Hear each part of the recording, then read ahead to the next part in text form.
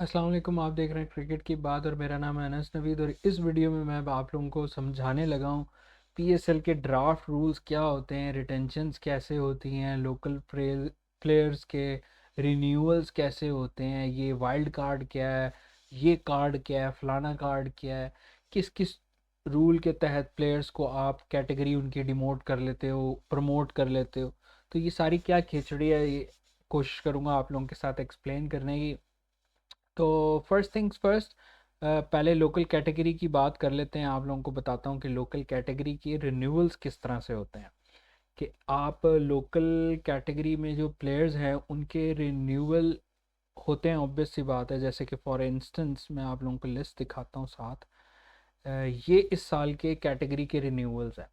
अब शादाब खान, नसीम खान, नसीम शाह, इमाद वसीम, ये सारे जो हैं प्लेयर्स की कैटेगरी की रिन्यूअल्स हुए हैं। मतलब पिछले साल जो पीएसएल के कुछ प्लेयर्स थे उनकी रिन्यूअल्स की ये रूल्स एंड रेगुलेशन किसने ये तय किया है कि भाई हसन अली जो है प्लेटिनियम कैटेगरी का होगा, शाहीन, हारिस और फ़खर जो है लाहौर के अंदर प्लेटिनियम में होगा, अब्दुल्ला शफीक डायमंड में होगा, ये कौन तय करता है।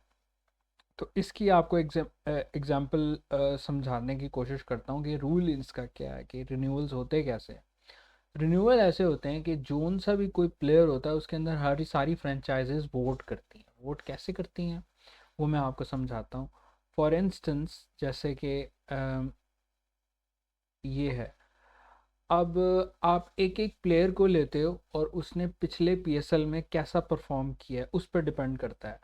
जैसे कि आपको समझाने के लिए मैं समझाता हूँ कि अब हसन अली है। हसन अली ने पिछले साल किसके लिए खेला?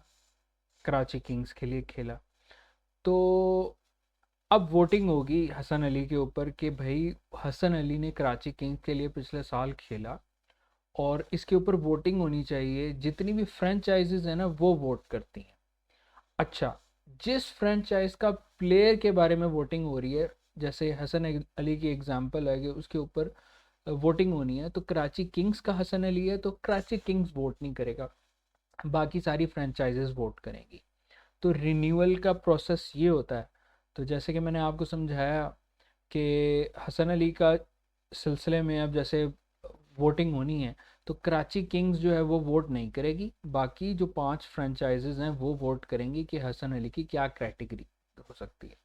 अच्छा, इसमें नंबर ऑफ़ पॉसिबिलिटीज़ है। नंबर ऑफ़ पॉसिबिलिटीज़ क्या है कि एक तो ये हो सकता है कि पांचों टीम ने वोट कर दिया कि हसन अली की कैटेगरी जो है प्लेटिनियम है, ठीक है, तो उसकी कैटेगरी प्लेटिनियम रख दी जाती है। अगर तो मिसाल के तौर पे 4-1 हो जाता है, 3-2 हो जाता है, या इसी तरह मतलब यही पॉसिबल है 4-1 होगा या 2-3 होगा। तो मतलब उसमें उस केस में जब आपका कॉन्फ्लिक्ट आ जाता है कि एक टीम कहती है, मुल्तान सुल्तान कहती है हसन अली की कैटेगरी जो है डायमंड की होनी चाहिए, और कोयटा ग्लैडिएटर, इस्लामाबाद यूनाइटेड, लाहौर कलंदर, पेशावर जलमी कहती है नहीं जी इसकी तो प्लेटिनियम होनी चाहिए।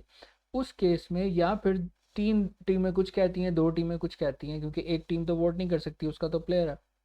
उस केस के अंदर ये होता है कि पीसीबी की एक सिलेक्शन कमेटी होती है, वो जाके ऑब्जर्व करती है कि यार ये जो टीम्स वोटिंग कर रही हैं इसकी असल रीज़न क्या है और इसकी असल कैटेगरी क्या है। फिर उसके ऊपर जो रिज़ल्ट आता है वो उस पर फिर सबको मानना पड़ता है। उसमें ये जो कैटेगरी रिन्यूअल का प्रोसेस है इसका बड़ा सिंपल सा ही है कि सिंपल सी वोटिंग, जिस तरह मैंने आपको बताया, वोटिंग होगी और फिर उसके अंदर अगर तो कोई मसला आ जाता है तो फिर क्या होगा। अगर मिसाल के तौर पे हसन अली का, जैसे अभी एग्जांपल ही मैंने आप लोगों को समझाई है कि हसन अली की वोटिंग होती है और सारे फ्रेंचाइजेस कहती हैं, 5-0 वोट पड़ जाता है कि जी हसन अली को जो है ना प्लेटिनियम कैटेगरी में होना चाहिए, जैसे कि इस साल हुआ भी सही। ये हसन अली की एग्जांपल मैंने आपको दी और वो एग्जांपल सामने आ भी गई कि हसन अली प्लेटिनियम का प्लेयर है, सारी 5 फ्रेंचाइजेस ने वोट किया। और कराची किंग एहतजाज करती है, इसको कहते हैं रेलीगेट, रिक्वेस्ट भेजती है कि नहीं भाई ये प्लेटिनियम का प्लेयर नहीं है, ये डायमंड का प्लेयर है। फिर क्या होगा? अब तो 5-0 फ्रेंचाइजेस ने वोट किया हुआ है। अच्छा, जब 5-0 वोट किया हुआ है तो फिर इसका रूल ये बनता है, इसको रेलीगेशन रिक्वेस्ट ये बनती है तो फिर बाकी 5 फ्रेंचाइजेस को ये ऑप्शन दी जाती है कि भाई आप सबने वोट किया था कि हसन अली जो है प्लेटिनियम का प्लेयर है, कराची किंग्स की रेलीगेशन रिक्वेस्ट आई है कि नहीं भाई ये डायमंड का प्लेयर है। अब उसके अंदर फिर बाकी 5 फ्रेंचाइजेस को ये ऑप्शन दी जाती है कि भाई आपने कहा था ना ये प्लेटिनियम का प्लेयर है, तो आप में से आप इंटरेस्टेड हो इसे प्लेटिनियम में पिक करने के लिए। तो अगर तो पांचों फ्रेंचाइजेस कहती हैं कि हाँ भाई हम नहीं है, जैसे हसन अली के केस में हुआ कि भाई किसी ने भी ये नहीं कहा कि भाई हाँ भाई ठीक है प्लेटिनियम में हम इंटरेस्टेड है हसन अली को लेने में, तो फिर हसन अली की रेलीगेशन की जो रिक्वेस्ट है ना वो एक्सेप्ट हो जाएगी। इसको कहते हैं रेलीगेशन रिक्वेस्ट। तो वो एक्सेप्ट कैसे हो जाएगी? और इसी तरह ये जो आज इस साल सक्सेसफुल रेलीगेशन की रिक्वेस्ट कौन कौन सी हुई, रुमान रईस, हसन अली, शान मसूद, जाहिद महमूद, अब्दुल्ला शफीक और फैसल अकरम। मतलब इनकी ओरिजिनल कैटेगरी क्या थी वो मैं आप लोगों को दिखाता हूँ। अब रुमान रईस की ओरिजिनल कैटेगरी क्या है? रुमान रईस की ओरिजिनल कैटेगरी गोल्ड थी, ठीक है। और फिर इस्लामाबाद यूनाइटेड ने की कि भाई ये गोल्ड का नहीं, ये सिल्वर का प्लेयर है। तो बाकी फ्रेंचाइजेस जिन्होंने इसको गोल्ड के अंदर डाला था उनसे पूछा कि भाई क्या तुम इसे गोल्ड में परचेज करना चाहोगे रुमान रईस को? तो सारी फ्रेंचाइजेस ने कहा भाई हम नहीं करना चाहेंगे। जब सारी फ्रेंचाइजेस ने कहा हम नहीं करना चाहेंगे तो उसकी कैटेगरी डिमोट हो गई, और अब जो है रुमान रईस जो है वो रेलीगेट होके सिल्वर कैटेगरी के अंदर आ गया, मतलब उसकी रेलीगेशन रिक्वेस्ट सक्सेसफुल हो गई। अच्छा, अब ये तो एक वो केस है ना जिसके अंदर सक्सेसफुल हो गई। अब एक ऐसा केस भी तो है ना कि जैसे फॉर इंस्टेंस, अब मैं आपको लाइव एग्जांपल ही दे देता हूँ कि जैसे इस केस के अंदर आज़म खान है इस्लामाबाद यूनाइटेड का, उसको डायमंड कैटेगरी में रखा गया, ठीक है।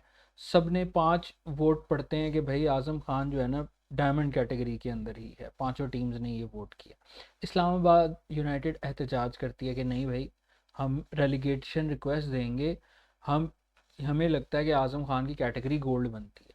तो फिर पांचों के उससे पूछा गया और पांचों में से एक टीम भी अगर कह देती है, भाई मिसाल के तौर पर मुल्तान कहती है, कराची कह देती है या लाहौर कह देती है कि नहीं भाई अगर तुम्हें डायमंड में आज़म खान नहीं चाहिए ना हम ले लेते हैं, तो फिर उसकी ये रेलीगेशन रिक्वेस्ट अनसक्सेसफुल होगी। और ये जो आज़म खान की मैं एग्जांपल दे रहा हूँ ये हुई भी ऐसे है कि इस्लामाबाद यूनाइटेड ने इसकी रेलीगेशन रिक्वेस्ट की थी, और फिर जब फ्रेंचाइजेस के पास ये बात पहुंची कि भाई आज़म खान को रेलीगेशन की रिक्वेस्ट आई है, तो 2-3 फ्रेंचाइजेस ने आज़म खान को डायमंड में पिक करने का कहा कि ठीक है भाई तुम नहीं, तुम इसे गोल्ड का समझते हो, हमें डायमंड में दे दो।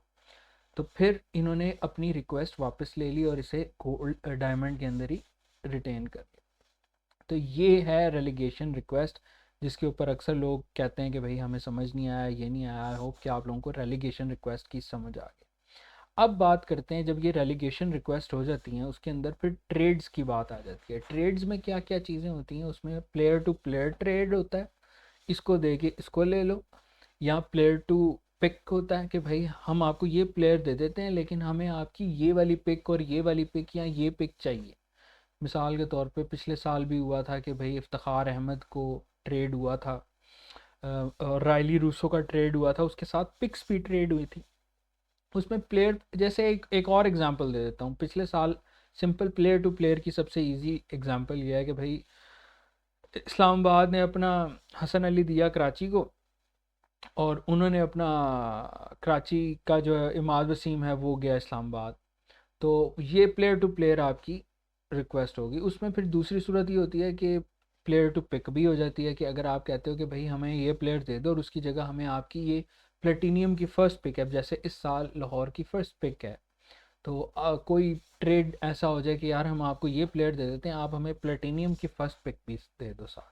तो ये भी होती है। और फिर कभी कभार प्लेयर की जगह पैसों का भी होता है कि हम आपको ये प्लेयर दे देते हैं, उसकी एवज़ आप हमें इतने पैसे दे दो। तो ये ट्रेड्स का एक तरीका है कि ये इस इन तरीक़ों के तहत आपकी ट्रेड हो सकती है, प्लेयर टू पेयर।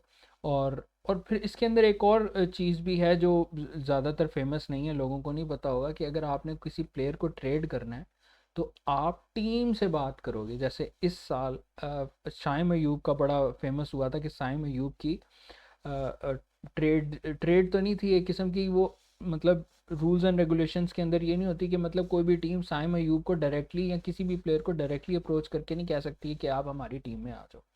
आपको टीम टू टीम बात करनी पड़ेगी। मतलब अगर कराची किंग्स को कोई प्लेयर चाहिए पेशावर ज़ल्मी का, तो वो पेशावर ज़ल्मी की ऑफिशियल टीम से रब्ता करेगी कि भाई हमें आपके इस प्लेयर में इंटरेस्ट है। साइम अयूब को डायरेक्टली अब आप अप्रोच नहीं कर सकते, ये रूल्स एंड रेगुलेशंस के ख़िलाफ़ है। तो ये ड्राफ्ट के रूल्स हैं और ये सारे रूल्स हैं। और लेकिन इलीगली अप्रोच किया गया इस साल साइम अयूब को, और साइम अयूब को कैप्टनशिप की भी ऑफ़र की गई एक फ्रेंचाइज की तरफ से, कराची किंग्स की तरफ से। बता ही देता हूँ, कराची किंग्स ने कहा कि जी भाई हम आपको 2-2.5 लाख डॉलर देंगे, आपको कैप्टन भी बना देंगे, ये भी कर देंगे। तो फिर अपना जो रूल्स एंड रेगुलेशन में पेशावर ज़ल्मी ने, साइम अयूब भी रेडी हो गए। ज़ाहिर है वो यंग प्लेयर है, थोड़ा लालच में भी आ गया। अब ये कराची किंग्स की गैर जिम्मेदाराना हरकत है कि अगर वो उसको प्लेयर को इस तरह गैर अखलाकी रूल्स एंड रेगुलेशन को फॉलो किए बगैर किसी को आप अप्रोच कर रहे हो, लालच दे रहे हो। तो साइम भी रेडी थे, लेकिन फिर शावर ज़ल्मी ने कहा कि भाई ये रूल्स एंड रेगुलेशंस के ख़िलाफ़ है, अगर आप ऐसा करोगे तो हम अपना right to match rule apply करके आपको वापस ले लेंगे। अच्छा, राइट टू मैच रूल क्या है वो भी मैं आप लोगों को समझा देता हूँ। वो ये होता है कि जब आपके ड्राफ्ट होता है उसमें से दो चीज़ें ऐसी होती हैं, दो दो टूल्स ऐसे होते हैं जो आप ड्राफ्ट से पहले यूज़ कर लेते हो, और दो रूल्स ऐसे होते हैं जो आपको ड्राफ्ट के ड्यूरिंग या ड्राफ्ट के बाद भी कर सकते हो। तो सबसे पहले जो दो रूल्स जो आप ड्राफ्ट से पहले कर लेते हो वो है मेंटोर और एम्बेसडर रूल। मेंटोर का रूल क्या है? मेंटोर रूल ये है कि एक प्लेयर है, उसका एक सर्टेन क्राइटेरिया है कि मिसाल के तौर पे एक प्लेयर है, उसने 100 T20 मैचेस खेले हुए हैं, फ्रेंचाइजीज में हो, यहाँ पे हो, यहाँ पे हो, या इतने 50 मैचेस खेले हुए हैं, एक क्राइटेरिया है। अगर वो इतना क्राइटेरिया उसने फॉलो किया हुआ है तो वो आप उसको मेंटोर बना के उसकी कैटेगरी डिमोट कर सकते हैं। डिमोट मतलब अगर वो डायमंड कैटेगरी में है तो आप अपनी डायमंड की स्पेस बचाने के लिए उसको गोल्ड में ला सकते हो। मिसाल के तौर पे जैसे इस साल कौन से प्लेयर्स को मेंटोर बनाया गया है, अब ये साइन है मेंटोर का। अब इसमें इमाद वसीम को मेंटोर में, ओरिजिनली इनकी कैटेगरी प्लेटिनियम थी, ये देखो मैं आपको दिखाता हूँ। इमाद वसीम की प्लेटिनियम कैटेगरी रिन्यूअल जो हुई वो प्लेटिनियम की हुई, लेकिन इस्लामाबाद ने इस चीज़ का यूज़ किया, एम्बेसडर रूल का, ब्रांड एम्बेसडर रूल को यूज़ किया और इसको ब्रांड एम्बेसडर, सॉरी, मेंटोर बना दिया। मेंटोर बनाया, ब्रांड एम्बेसडर पे बाद में बात करूँगा, मेंटोर बना दिया, क्योंकि वो जो क्राइटेरिया मैं बता रहा हूँ कि 100 T20 या 50 T20 खेले में हों, इतने हों, ये हो, वो इमाद वसीम उस रूल उस क्राइटेरिया को फॉलो करते थे, इसलिए उनको मेंटोर बनाया गया। दूसरा रूल क्या है? वो यही है ब्रांड एम्बेसडर का। ब्रांड एम्बेसडर में ये है कि आप किसी भी प्लेयर को एज अ ब्रांड एम्बेसडर बना के उसकी कैटेगरी डिमोट कर सकते हो। अब इसके अंदर क्या एग्जांपल है हारिस रऊफ की। प्लेटिनियम कैटेगरी में हारिस रऊफ इस साल रिन्यू हुआ था, लेकिन लाहौर कलंदर्स ने उसको ब्रांड एम्बेसडर बनाया। जब ब्रांड एम्बेसडर बनाया तो उसकी कैटेगरी डिमोट हो गई, अब वो डायमंड में आ गया, तो अब प्लेटिनियम की इनकी एक और जगह खाली हो गई। तो ये दो रूल्स हो गए। फिर दो रूल्स जो हैं जो ड्राफ्ट के ड्यूरिंग, ये तो ड्राफ्ट से पहले दो टूल्स आप यूज़ कर सकते थे ना, ड्राफ्ट के ड्यूरिंग दो ऐसे कौन से रूल्स हैं? एक है वाइल्ड कार्ड और एक है राइट टू मैच। पहले वाइल्ड कार्ड की बात करते हैं। कुछ अरसे पहले मुल्तान सुल्तान मेरी पर्सनल फेवरेट टीम है, उसने वाइल्ड कार्ड यूज़ किया था एक दफ़ा जॉश लिटिल का। जॉश लिटिल की कैटेगरी मिसाल के तौर पे वो सिल्वर कैटेगरी का एक प्लेयर है। ड्राफ्ट में आप जाते हो, आप चाहते हो कि भाई सिल्वर कैटेगरी का प्लेयर मैं प्लेटिनियम में पिक कर लूँ, कोई और ताकि उसको पिक ना कर सके, ठीक है? तो इसे कहते हैं वाइल्ड कार्ड। मतलब एक प्लेयर जो कम कैटेगरी का है और आप वाइल्ड कार्ड यूज़ करके उसको एक अपर कैटेगरी में पिक करना चाह रहे हो, तो इसको वाइल्ड कार्ड कह सकते हैं। इसमें मुल्तान सुल्तान ने डेविड विली के साथ भी किया, टिम डेविड के साथ भी किया, और फिर जॉश लिटिल के साथ भी किया, और होपफुली मुझे ऐसा लगता है कि इस साल मुल्तान भी कोई वाइल्ड कार्ड करेगा अपनी प्लेटिनियम की जो फिफ्थ पिक है मुल्तान सुल्तान की उसमें। और फिर जैसे अब्बास अफरीदी है, उसकी अभी डायमंड की पिक है, और मोस्ट प्रोबेबली ऐसा ही होगा कि इस साल अब्बास अफरीदी जो है ना प्लेटिनियम में पिक होगा। और जो अब्बास अफरीदी कोई पिक करेगी ना टीम, कराची करेगी या कोयटा या पेशावर जो भी करेगी, अब अब्बास अफरीदी की कैटेगरी है डायमंड की, लेकिन प्लेटिनियम में जब कोई टीम पिक करेगी तो वो वाइल्ड कार्ड यूज़ करके उसे प्लेटिनियम में, मतलब वो डायमंड कैटेगरी नीचे वाली कैटेगरी में था और उसको वाइल्ड कार्ड यूज़ करके अपर कैटेगरी में पिक किया गया। तो ये हो गया वाइल्ड कार्ड के नीचे वाली कैटेगरी से ऊपर वाली कैटेगरी में प्लेयर को पिक करने के लिए आप वाइल्ड कार्ड यूज़ कर सकते हो। दूसरा है राइट टू मैच, मतलब आखिरी रूल जो आप टूल यूज़ कर सकते हो, right to match. Right to match tool के रूल्स ये होते हैं कि एक प्लेयर है, जैसे कि एग्जांपल देता हूँ, लाइव एग्जांपल, नसीम शाह, मुल्तान सुल्तान ने प्लेटिनियम कैटेगरी में नसीम शाह को यूज़ किया, मतलब पिक किया प्लेटिनियम कैटेगरी में। अब आप कहो कि यार रूल्स एंड रेगुलेशन के हिसाब से तो वो उन्होंने पिक कर लिया, और क्योंकि उन्होंने कोयटा ग्लैडिएटर्स ने PSL 8 की बात कर रहा हूँ, उस PSL 8 के अंदर जब कोयटा ग्लैडिएटर्स के पास नसीम शाह था, तो नसीम शाह को कोयटा ग्लैडिएटर्स ने मतलब वो रिटेन नहीं किया था, रिटेंशंस नहीं हुई थी। मतलब आपको ये भी एक रूल है कि आपको ना ड्राफ्ट से पहले 8 प्लेयर्स को रिटेन करना है। जैसे कि मैं आपको मतलब मैक्सिमम आप 8 प्लेयर रिटेन कर सकते हो। जैसे अब लाहौर कलंदर्स हैं, उसमें दो ये 3 ये और एक ये, मतलब टोटल 8 प्लेयर, 9 प्लेयर्स नहीं आप रिटेन कर सकते। तो जो बाकी प्लेयर्स रह जाते हैं उनको फिर आपको ड्राफ्ट में खुला छोड़ना पड़ता है। और जब आप खुला छोड़ देते हो, अब जैसे ये 8 प्लेयर इसने किया, इसी तरह कोयटा ग्लैडिएटर्स ने भी 8 प्लेयर अपने रिटेन किए हुए होंगे। नसीम शाह को खुला छोड़ दिया, मुल्तान ने उसे प्लेटिनियम में पिक कर लिया नसीम शाह को, ये PSL 8 की बात है।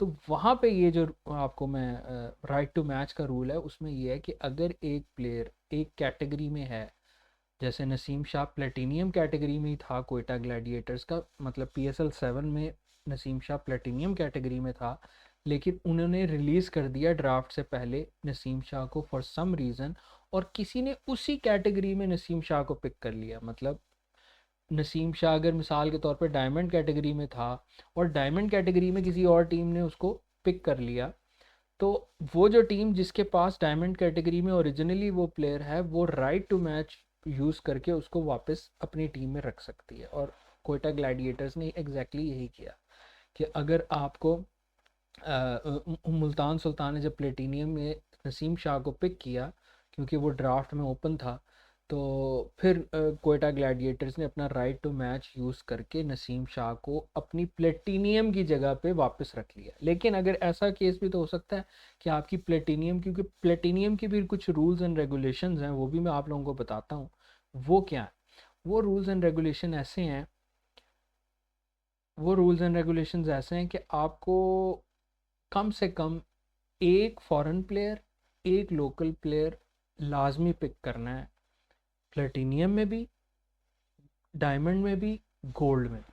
मतलब एक आपका फॉरेन प्लेयर होना चाहिए, एक आपका लोकल प्लेयर होना चाहिए, ये मिनिमम है।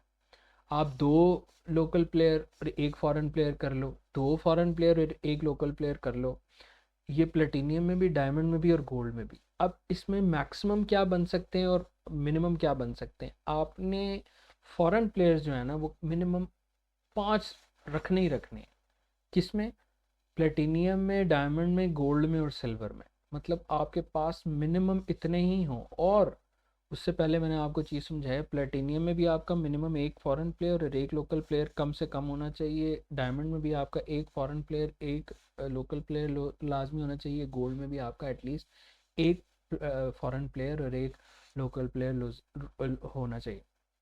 तो ये उसके रूल्स हैं। अब क्या ऐसा हो सकता है कि मिसाल के तौर पे एक टीम है, और फिर इसके ये भी आपको बता दूं कि इसमें जो टीम की डिवीज़न होती है वो ये होती है कि एक टीम प्लेटिनियम की मैक्सिमम 3 पिक्स रख कर सकती है, डायमंड की 3, गोल्ड की 3 मैक्सिमम, और फिर गोल्ड के बाद सिल्वर 5, और फिर इमर्जिंग की 2। ये टोटल कितनी पिक्स बन गई? 3 और 3 और 3 9, 9 और सिल्वर की 5, 14, 14 और 2 इमर्जिंग की 16 पिक्स। ये मिनिमम आपकी ये पिक्स लाजमी होती हैं। अब ऐसा क्या होगा कि एक मिसाल के तौर पे नसीम शाह की एग्जांपल लेते हैं कि भाई 3 picks already Naseem Shah Quetta Gladiators ने प्लेटिनियम की अपनी पूरी की हुई होती, और पूरी करने के बाद मुल्तान की प्लेटिनियम की 3 पूरी ना हुई होती, मुल्तान की प्लेटिनियम की रहती होती, और कोयटा ग्लैडिएटर्स ने नसीम शाह को छोड़ा होता, प्लेटिनियम में ना पिक किया होता, और फिर मुल्तान सुल्तान नसीम शाह को पिक कर लेता, तो फिर Quetta Gladiators right to match use नहीं कर सकता था, क्योंकि मुल्तान ने नसीम शाह को प्लेटिनियम में पिक किया था, और कोयटा ग्लैडिएटर्स के मिसाल के तौर पे तीनों प्लेटिनियम प्लेयर्स बुक हो चुके हैं, तो फिर वो राइट टू मैच यूज़ नहीं कर सकता। क्यों? क्योंकि कोयटा ग्लैडिएटर्स के ऑलरेडी प्लेटिनियम जो स्पेस है वो ऑक्यूपाइड हो चुकी है। तो इसके लिए, इस रूल को समझने के लिए ये चीज़ ज़रूरी है कि जिस प्लेयर को के साथ आप राइट टू मैच यूज़ कर रहे हो उसका उसी कैटेगरी के अंदर होना लाजमी है। मतलब एक प्लेयर है जो डायमंड कैटेगरी का प्लेयर है, और जो दूसरी टीम है उसको अगर डायमंड कैटेगरी में ही ले रही है और आपके पास डायमंड में जगह है, तब तो आप राइट टू मैच यूज़ कर सकते हो। लेकिन मिसाल के तौर पे एक टीम है, उसे वो डायमंड कैटेगरी का प्लेयर है, उसे वो डायमंड में ही पिक कर रही है, और आपकी तीनों डायमंड की स्पेस ऑक्यूपाइड हो चुकी है, आप ऑलरेडी ले चुके हो, आपके पास जगह नहीं है, प्लेटिनियम बुक है, आपकी डायमंड बुक है, अब आपकी गोल्ड की बारी है, तो फिर आप उसे राइट टू मैच नहीं कर सकते। तो ये आपको रूल समझाना ज़रूरी है। तो बेसिक उसका मैं आपको समझा रहा था कि मिनिमम जो है फॉरेन प्लेयर्स कितने हो सकते हैं। मिनिमम आपने 5 फॉरेन रखने, एक एटलीस्ट प्लेटिनियम में, एक एटलीस्ट उसमें एक एटलीस्ट डायमंड में, एक एटलीस्ट गोल्ड में, और फिर सिल्वर के अंदर आपकी अपनी मर्ज़ी, कितने मर्ज़ी रखो, लेकिन टोटल 5 होने चाहिए आपके डायमंड, सिल्वर, प्लेटिनियम और गोल्ड के अंदर मिनिमम। मैक्सिमम कितने हो सकते हैं? आप 7 रख सकते हो। 7 किस तरह? क्योंकि मिनिमम 5 इधर और 2 सप्लीमेंट्री में भी आप फॉरेन प्लेयर्स पिक कर सकते हैं। तो ये सारी सिचुएशन है, सारे रूल्स एंड रेगुलेशंस हैं regarding PSL draft. I hope कि आप लोगों को सारे रूल्स एंड रेगुलेशन समझ आ गए होंगे। अगर कोई रूल्स एंड रेगुलेशन समझ नहीं आया, और फिर मैं आपको एक और वो चीज़ भी बताता चलूँ जो ज़्यादातर लोगों को नहीं पता, कि ड्राफ्ट के ड्यूरिंग भी, मिसाल के तौर पर ड्राफ्ट के ड्यूरिंग एक प्लेयर, एक टीम ने, एक फ्रेंचाइज ने एक प्लेयर ले लिया, दूसरी फ्रेंचाइज ने दूसरा प्लेयर ले लिया, और ड्राफ्ट के ड्यूरिंग ही उन्हें एहसास हुआ कि यार हम प्लेयर स्वैप करना चाह रहे हैं, मतलब प्लेयर टू प्लेयर ट्रेड करना चाह रहे हैं, तब ड्राफ्ट के ड्यूरिंग भी ये ट्रेड हो सकती है। तो ये भी एक है ड्राफ्ट, जो ट्रेड्स की मैंने आपको बताई, player to player, player to pick. Pick तो खैर पहले ही होगा, क्योंकि अगर ड्राफ्ट ही ख़त्म हो गया तो फिर तो पिक का फ़ायदा नहीं, लेकिन ये चीज़ भी एक है कि ड्राफ्ट के ड्यूरिंग भी आप प्लेयर स्वैप कर सकते हो, कि अगर आपने कोई प्लेयर ले लिया, किसी और टीम ने कोई प्लेयर ले लिया और ड्राफ्ट चल रहा है, उसके ड्यूरिंग भी आप कहो कि यार हम आपस में एक दूसरे को स्वैप कर दें प्लेयर्स, तो तब भी ये चीज़ हो सकती है। तो आई होप कि आपको रूल सारे रेगुलेशंस पीएसएल ड्राफ्ट के समझ आए होंगे। फिर नहीं समझ आए तो क्या चीज़ नहीं जो समझ आई वो कमेंट सेक्शन में लिखिएगा, तो मैं कोशिश करूँगा आपको आंसर करने की। कोशिश की है कि सारे रूल्स एंड रेगुलेशंस आप लोगों को समझ आ सके। तो नेक्स्ट वीडियो तक के लिए अल्लाह।